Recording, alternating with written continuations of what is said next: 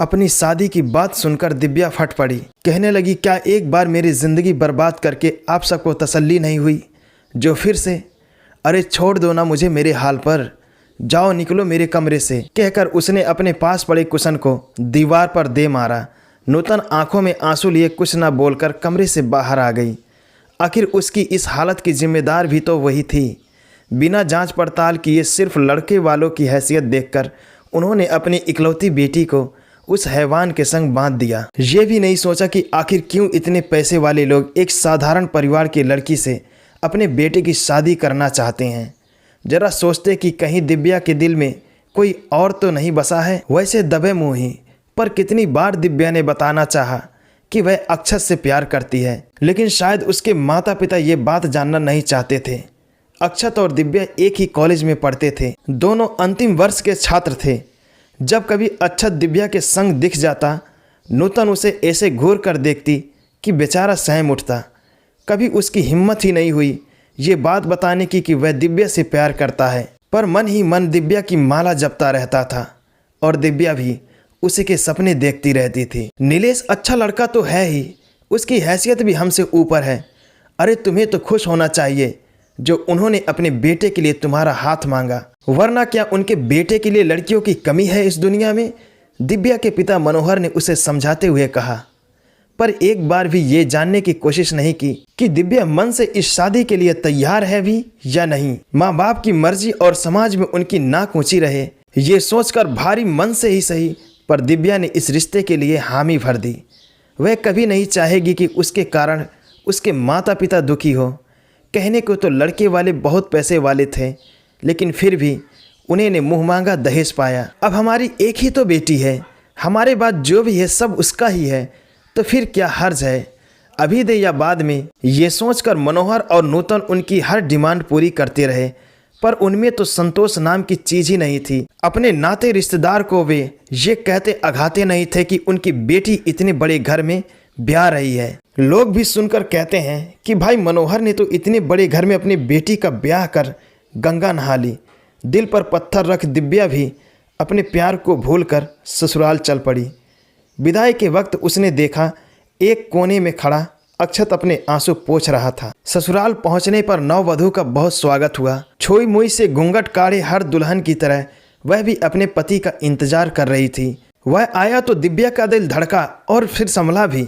लेकिन सोचिए जरा, क्या बीती होगी उस लड़की पर जिसकी सुहाग रात पर उसका पति ये बोले कि वह उसके साथ संबंध बनाने में सक्षम नहीं है और वह इस बात के लिए उसे माफ़ कर दे। सुनकर धक रह गया दिव्या का कलेजा।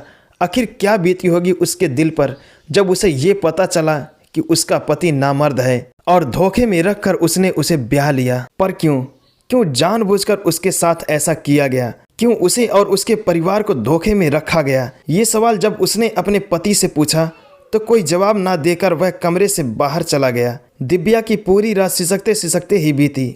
उसकी सुहाग रात एक काली रात बनकर रह गई। सुबह नहा धोकर उसने अपने बड़ों को प्रणाम किया और जो भी बाकी बची रस्में थी उन्हें निभाया। उसने सोचा कि रात वाली बात वह अपनी सास को बताए और पूछे कि क्यों उसके जीवन के साथ खिलवाड़ किया गया, लेकिन उसकी जबान ही नहीं खुली यह कहने को।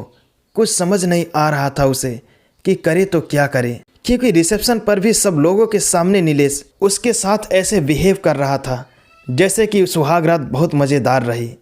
हंस हंस कर वह अपने दोस्तों को कुछ बता रहा था और वे चटकारे ले लेकर सुन रहे थे। दिव्या समझ गई थी कि शायद उसके घर वालों को नीलेश के बारे में कुछ पता ना हो। उन सब को भी उसने धोखे में रखा हुआ होगा। पग फेरे पर जब मनोहर उसे लिवाने आए और पूछने पर कि वह अपनी ससुराल में खुश है, दिव्या खून का घंटी पीकर रह गई। फिर उसने वही जवाब दिया जिससे मनोहर और नूतन को तसल्ली हो। एक अच्छे पति की तरह नीलेश उसे उसके मायके से लिवाने भी आ गया। पूरे सम्मान के साथ उसने अपने सास ससुर के पांव छुए और कहा कि वे दिव्या का बिल्कुल चिंता ना करें, क्योंकि अब वह उनकी जिम्मेदारी है। धन्य हो गए मनोहर और नूतन संस्कारी दामाद पाकर, लेकिन उन्हें क्या पता कि सच्चाई क्या है। वह तो बस दिव्या ही जानती थी और अंदर ही अंदर जल रही थी। दिव्या को अपनी ससुराल आए हफ्ते से ऊपर का समय हो चुका था, पर इतने दिनों में एक बार भी नीलेश ने ना तो उसके करीब आया और ना ही प्यार के दो बोल बोले। हैरान थी वह कि आखिर उसके साथ हो क्या रहा है और वह चुप क्यों है। बता क्यों नहीं देती सबको कि नीलेश ने उसके साथ धोखा किया है, लेकिन किससे कहे और क्या कहे, सोचकर वह चुप हो जाती। एक रात नींद में ही दिव्या को लगा कि कोई उसके पीछे सोया है, शायद नीलेश है, उसे लगा। लेकिन जिस तरह से वह इंसान उसके शरीर पर अपना हाथ फिरा रहा था, उसे शंका हुई। जब उसने लाइट जलाकर देखा तो स्तब्ध रह गई, क्योंकि वहाँ नीलेश नहीं बल्कि उसका पिता था, जो आधे कपड़ों में उसके बेड पर पड़ा उसे गंदी नज़र से घूर रहा था। पापा आप यहाँ मेरे कमरे में क्या कर रहे हैं पिताजी, कहकर वह अपने कपड़े ठीक करने लगी। लेकिन जरा उसका ढीठापन तो देखो। उसने तो दिव्या को खींचकर अपनी बाहों में भर लिया और उसके साथ ज़बरदस्ती करने की कोशिश करने लगा।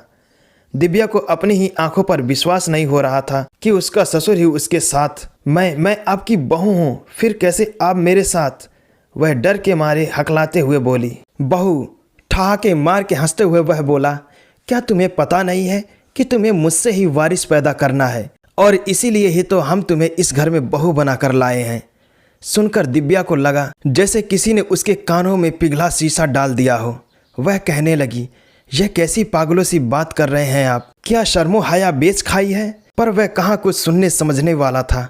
फिर उसने दिव्या के ऊपर झपटा मारा, लेकिन उसने अपने आप को उस दरिंदे से बचाने के लिए जैसे ही दरवाज़ा खोला, सामने ही नीलेश और उसकी माँ खड़े मिले। घबराकर वह अपनी सास से लिपट गई और रोते हुए कहने लगी कि कैसे उसके ससुर ने उसके साथ ज़बरदस्ती करना चाह रहे हैं। उसे बचा लें, बहुत हो चुका ये चूहे बिल्ली का खेल। कान खोल कर सुन लो तुम कि ये सब जो हो रहा है ना, वह सब हमारी मर्जी से ही हो रहा है, और हम तुम्हें इसी वास्ते इस घर में बहू बना कर लाए हैं। ज़्यादा फड़फड़ाओ मत, और जो हो रहा है होने दो। अपनी सास के मुंह से भी ऐसी बात सुनकर दिव्या का दिमाग घूम गया। उसे लगा वह बेहोश होकर गिर पड़ेगी। फिर अपने आप को संभालते हुए उसने कहा, तो क्या आपको भी पता है कि आपका बेटा? हाँ, और इसीलिए तो तुम जैसी साधारण लड़की को हमने इस घर में स्थान दिया, वरना लड़कियों की कमी थी क्या हमारे बेटे के लिए? पर मैं ही क्यों, ये बात हमें बताई क्यों नहीं गई? ये सारी बातें शादी के पहले क्यों धोखे में रखा आप सब ने हमें? बताइए बताइए ना। चीखते हुए दिव्या कहने लगी, आप लोगों को क्या लगता है मैं ये सब चुपचाप सहती रहूंगी? नहीं बताऊंगी सबको तुम सबकी असलियत। क्या कहा? असलियत बताएगी? किसे? अपने बाप को, जो दिल का मरीज है। सोच, अगर तेरे बाप को कुछ हो गया तो फिर तेरी माँ का क्या होगा? कहाँ जाएगी वो तुझे लेकर? दुनिया को तो हम बताएंगे कि कैसे आते ही तुमने घर के मर्दों पर डोरे डालने शुरू कर दिए, और जब चोरी पकड़ी गई तो उल्टे हम पर ही दोष मढ़ रही है। दिव्या के बाल खींचते हुए नीलेश कहने लगा, तुमने क्या सोचा कि तू मुझे पसंद आ गई थी, इसलिए हमने तुम्हारे घर रिश्ता भिजवाया था? देख, करना तो तुम्हें वही पड़ेगा जो हम चाहेंगे, वरना बात अधूरी छोड़कर उसने उसे उसके कमरे से बाहर निकाल दिया। पूरी रात दिव्या ने बालकनी में रोते हुए बिताई। सुबह फिर उसकी सास कहने लगी, देखो बहू, जो हो रहा है वो होने दो।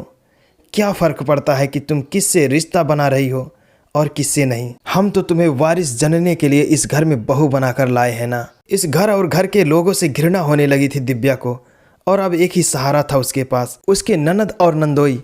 अब वह ही थे जो उसे इस नर्क से आज़ाद करा सकते थे। लेकिन जब उनके मुंह से भी उसने वही बातें सुनी तो उसके होश उड़ गए। वह समझ गई कि उसकी शादी एक साजिश के तहत हुई है। 3 महीने हो चुके थे उसकी शादी को। इन 3 महीनों में एक दिन भी ऐसा नहीं गया जब दिव्या ने आंसू ना बहाए हो। उसका ससुर जिस तरह से उसे गिद्ध दृष्टि से देखता था, वह सिहर उठती थी। किसी तरह अब तक वह अपने आप को उस दरिंदे से बचाए थी। इस बीच जब भी मनोहर अपनी बेटी को लिवाने आते तो वे लोग ये कहकर उसे जाने से रोक देते कि अब उसके बिना ये घर नहीं चल सकता।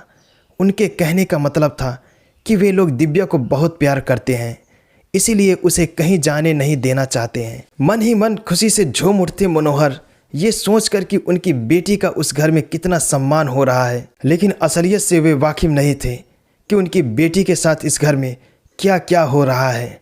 दिव्या भी अपने पिता के स्वास्थ्य के साथ कोई समझौता नहीं करना चाहती थी, इसलिए चुप थी। लेकिन उस रात तो हद हो गई जब उसे उसके ससुर के साथ एक कमरे में बंद कर दिया गया। वह चिल्लाती रही पर किसी ने दरवाज़ा नहीं खोला।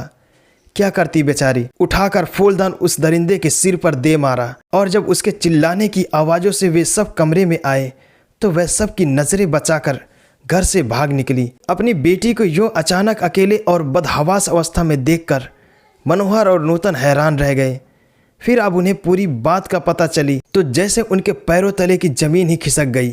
आनन फानन में वो अपनी बेटी के ससुराल पहुंच गए और जब उन्होंने उनसे अपनी बेटी के जुल्मों का हिसाब मांगा और कहा कि क्यों उन्होंने उन्हें धोखे में रखा तो वे उल्टे कहने लगे कि ऐसी कोई बात नहीं, उन्होंने ही अपनी बेटी को उनके बेटे के पल्ले बांध दिया, धोखा तो उनके साथ हुआ है।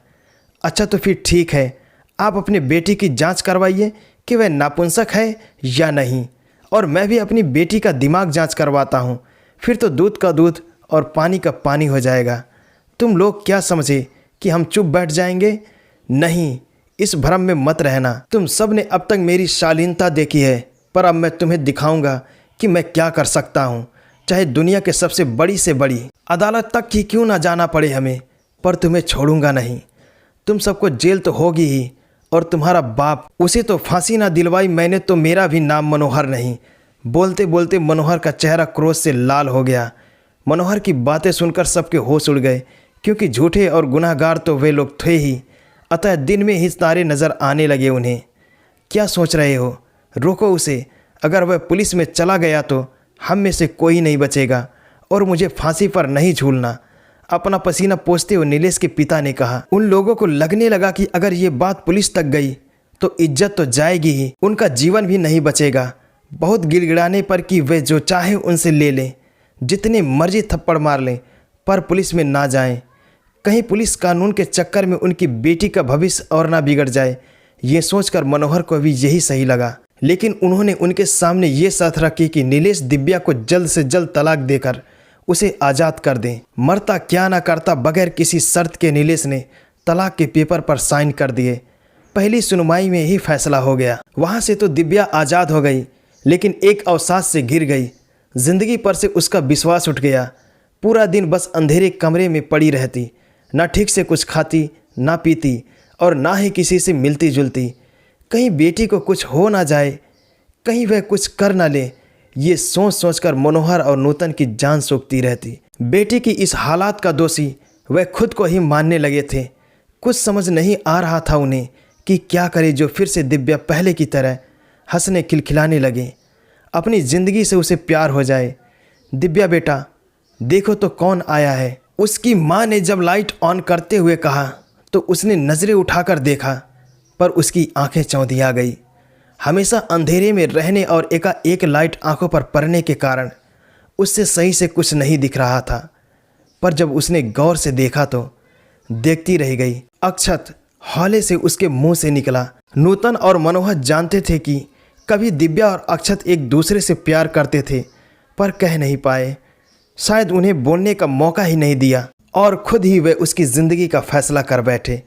लेकिन अब अक्षत ही उनकी बेटी के होठों पर मुस्कान बिखेर सकता था। वही है जो ज़िंदगी भर दिव्या का साथ निभा सकता है। ये सोचकर उन्होंने अक्षत को उसके सामने लाकर खड़ा कर दिया। बहुत संकुचाहट के बाद अक्षत ने पूछा, कैसी हो दिव्या? मगर उसने कोई जवाब नहीं दिया। लगता है मुझे भूल गई। अरे मैं अक्षत हूँ अक्षत, अब याद आया? उसने उसे हंसाने के इरादे से कहा, पर फिर भी उसने कोई जवाब नहीं दिया। धीरे धीरे अक्षत उसे पुरानी बातें, कॉलेज के दिनों की याद दिलाने लगा। कहने लगा कि कैसे वे दोनों सबकी नज़रें बचाकर रोज़ मिलते थे, कैसे कैंटीन में बैठकर कॉफ़ी पीते थे। अक्षत उसे उसके दुख भरे अतीत से बाहर लाने की कोशिश कर रहा था, पर दिव्या थी कि बस शून्य में ही देखे जा रही थी। दिव्या की ऐसी हालात देखकर अक्षत की आंखों में भी आंसू आ गए। कहने लगा, आखिर तुम्हारी क्या गलती है दिव्या, जो तुमने अपने आप को इस काले कोठी में बंद कर रखा है? ऐसा करके क्यों तुम खुद को सजा दे रही हो? क्या अंधेरे में बैठने से तुम्हारी समस्या हल हो जाएगी, या जिसने तुम्हारे साथ गलत किया उसे सजा मिल जाएगी? बोलो तो मैं क्या करूं अक्षत, क्या करूं मैं? मैंने तो वही किया ना जो मेरे मम्मी पापा ने चाहा, फिर क्या मिला मुझे? अपने आंसू पोंछते हुए दिव्या कहने लगी। उसकी बातें सुनकर नूतन भी फफक कर रोने लगी। दिव्या का हाथ अपनी दोनों हथेलियों में दबाकर अक्षत कहने लगा, ठीक है, कभी कभी हमसे गलतियां हो जाती हैं, लेकिन इसका ये मतलब तो नहीं है कि हम उन्हीं गलतियों को लेकर अपने जीवन को नर्क बनाते रहें। ज़िंदगी हमसे यही चाहती है कि हम अपने उजाले खुद तय करें और उन पर यकीन रखें। Just believe and win. अवसाद और तनाव के अंधेरे को हटाकर जीवन को खुशियों के उजास से भरना कोई कठिन काम नहीं है, बशर्ते हम में बीती बातों को भूलने की क्षमता हो। दिव्या, एक डर आ गया है तुम्हारे अंदर, उस डर को तुम्हें बाहर निकालना होगा। क्या तुम्हें अपने माता पिता की फिक्र नहीं है कि उन पर क्या बीतती होगी? तुम्हारी ऐसी हालात देखकर, अरे उन्होंने तो तुम्हारा भला ही चाहा था ना। अपने लिए, अपने माता पिता के लिए इस गंधाते अंधेरे से निकलना ही होगा दिव्या। अक्षत की बातों का कुछ कुछ असर होने लगा था दिव्या पर। कहने लगी, हम अपनी खुशियाँ, अपनी पहचान, अपना सम्मान दूसरों से मांगने लगते हैं। ऐसा क्यों होता है अक्षत? क्योंकि हमें अपनी शक्ति का एहसास नहीं होता। अपनी आंखें खोल कर देखो गौर से, तुम्हारे सामने तुम्हारी मंजिल है। अक्षत की बातों ने उसे नज़र उठाकर देखने पर मजबूर कर दिया, जैसे वह कह रहा हो कि दिव्या, आज भी मैं उसी राह पर खड़ा तुम्हारा इंतज़ार कर रहा हूँ जहाँ तुम मुझे छोड़कर चली गई थी। बस तुम्हारी हाँ की देर है दिव्या, फिर देखो कैसे तुम्हारी ज़िंदगी खुशियों से भर दूंगा। अक्षत के सीने लग दिव्या बिलक बिलक कर रो पड़ी, जैसे सालों का गुबार निकल रहा हो उसकी आंखों से बहकर। अक्षत ने भी उसे रोने दिया ताकि उसके सारे दुख दर्द उन आंसुओं के सहारे बाहर निकल जाएं और वह अपने डरावने अतीत से बाहर निकल सके। बाहर खड़े मनोहर और नूतन की आंखों से भी अविराल आंसू बहे जा रहे थे, पर आज ये खुशी के आंसू थे। दोस्तों, इस वीडियो का मकसद किसी भी जाति, व्यक्ति, धर्म के भावना को ठेस पहुंचाना नहीं है।